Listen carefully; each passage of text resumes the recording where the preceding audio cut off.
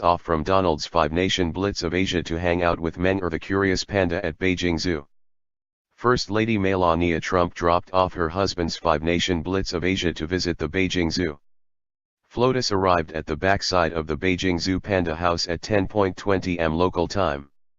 A group of school children holding Chinese and American flags were waiting to greet her outside.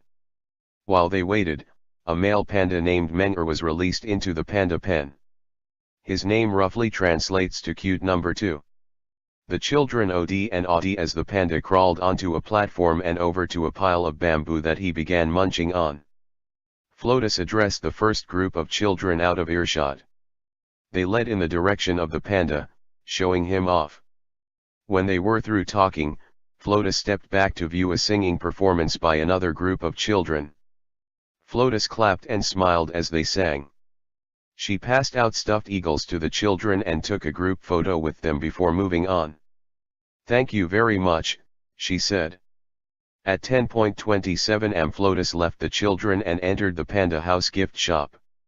"Thank you very much," she said again as she was given a stuffed panda to pose with for a photo. She signed a panda print that said, "Thank you to the Beijing Zoo. Wonderful to meet Gugu."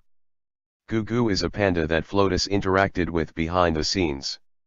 The president's wife is also making a quintessential tourist stop at the Great Wall, one of the 7 wonders of the world, before she leaves China.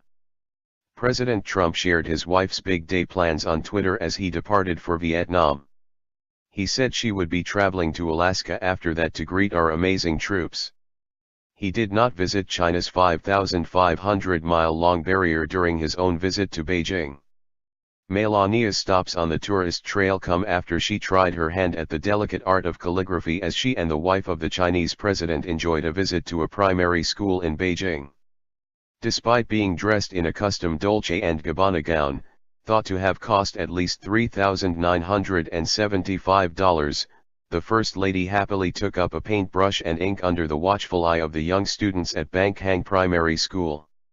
She was joined by Madam Peng Liyuan, who welcomed Donald and Melania to China with her husband President Xi Jinping on Day 5 of the Trump's Asia tour. Upon arrival in Beijing, the First Lady dazzled in her floor-length dress at an official welcome ceremony at the city's Great Hall of the People on Thursday morning. The gown featured an intricate pink floral design on the black dress, a nod, perhaps, to her host's cultural heritage. Both Melania and Madame Peng have been noted for their fashion flair, with Peng embracing Chinese designers and traditional design. Melania has been bucking the trend of previous American First Ladies, who have typically chosen homegrown designers, and gone for bold foreign designers such as Christian Louboutin, Karl Lagerfeld and, her favorite, Dolce & Gabbana.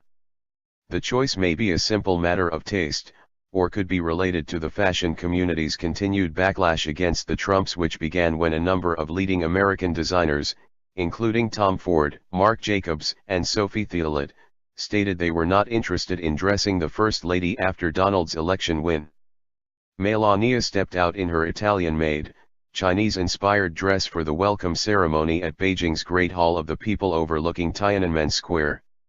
The event was broadcast live on state television, an almost unprecedented gesture for a visiting leader, which underlines the importance China has placed on the Trump's first official visit.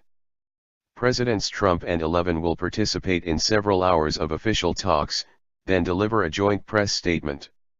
A state dinner is on the agenda for this evening, complete with a cultural performance. During the welcoming ceremony, the pair seemed to be deep in conversation while their wives kept each other company behind them. Melania and Donald arrived in China yesterday, the third country on their 12-day Asian tour, and hopped in his motorcade and sped through Beijing to the Forbidden City, where they reunited with Chinese President Xi Jinping and Madame Peng over tea.